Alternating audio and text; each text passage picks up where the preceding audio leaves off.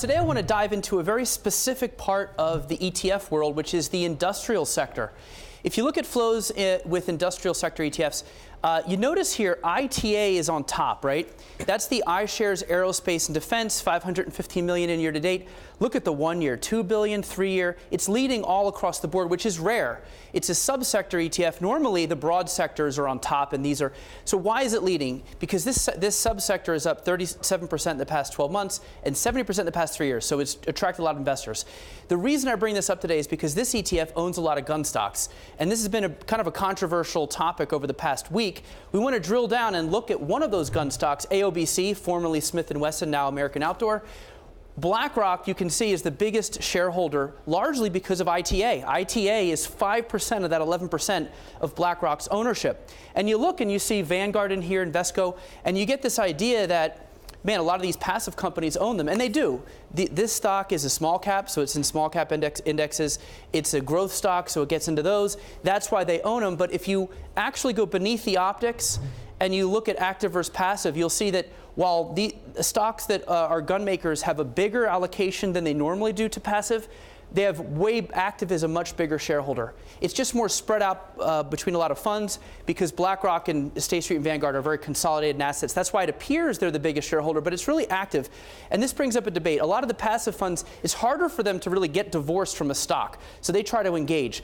But these active funds, if they wanted, they could sell these stocks today and put a lot of hurt on them. And I think that's part of the debate that's missing and something that we're going to discuss in a few minutes.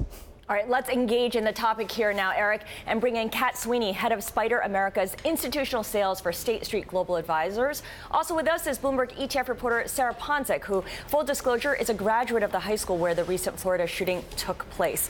Kat, great to see you. State Street, I know, says it will engage with weapons makers and distributors. What does this mean in practice? How will the firm do that?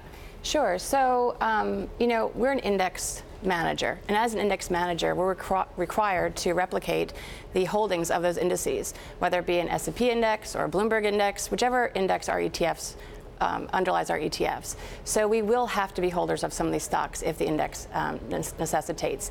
That being said, our size allows us the ability to actually engage with the companies that we hold.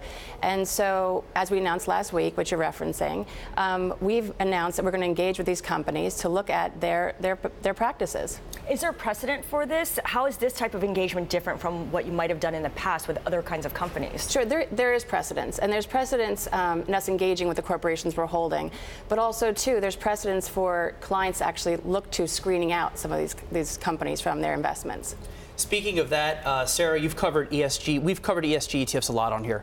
They don't have any assets. This seems like a perfect window of opportunity. This is why they were made, right?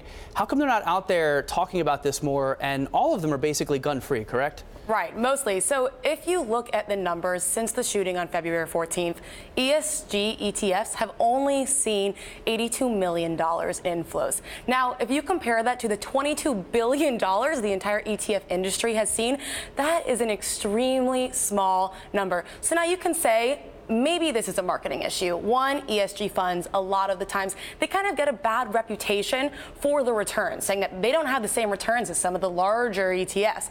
At the same time, there's the worry that people don't really know what ESG actually is, that a lot of these names of the ESG funds aren't explicit enough, that per se, in this circumstance, if you said maybe you changed one of the names to gun-free S&P 500, maybe you would see a lot more inflows. But that's all surmising, of course. But then if you go back to the facts, as you said, Eric, if you look at companies, if you look at the largest holders of Sturm Ruger, you have BlackRock, then Vanguard. For American Outdoor brands, you have BlackRock, then Invesco, then Vanguard. So if companies are saying, well, we have these ESG funds, we can't kick a company out of these ETFs because they're indexes, the question can be raised, is that enough? Yeah, and for an industry that's so good with acronyms, ESG is kind of a mouthful too, environmental social governance. Exactly. Sarah, I want to switch gears here and talk a little bit about what happened this week, which is the new Fed Chairman Jay Powell testified before Congress and said ETFs are not the culprits for the sell-off in February. Take a listen. We looked after the volatility came and then subsided. We looked carefully to try to understand really what did happen, and it seems that the markets were generally orderly through almost all of that time. And ETFs are a particular form of fund, and I don't think they were particularly at the heart of what went on those days. Generally orderly. So does this put the debate to rest? I don't know if it puts the debate to rest, but as we all know, earlier in the month, we saw the blow up of these volatility-linked products, exchange-traded funds, exchange-traded notes like XIV.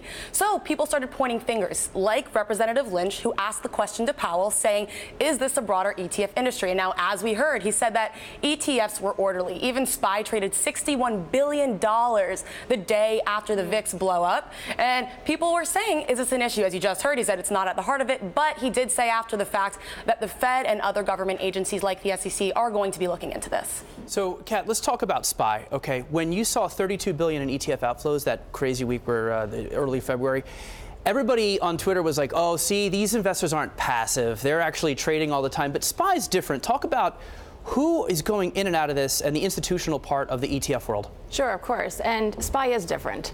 And when we look at the inflows and outflows of SPY, we actually look at it as over a longer period of time. So it is true, we had some large outflows in February, but that actually followed unprecedented inflows in January and also large inflows in December. So if you look over that 3-month time period, right through the end of February, we actually had net inflows of over $12 billion into the product. But you mentioned institutional usage, and that's where I joined State Street. And when we look at institutional users, we're seeing lots of new users coming to the market, but as they use SPYs, they're comparing SPY along its efficiency, which is a very efficient product, hence our ability to have these large creation and redemptions in a single day, but also too the superior liquidity. SPY is the most liquid equity in the world by multiples. And as you're saying, on very volatile days, we're actually seeing more liquidity centralizing on SPY particularly.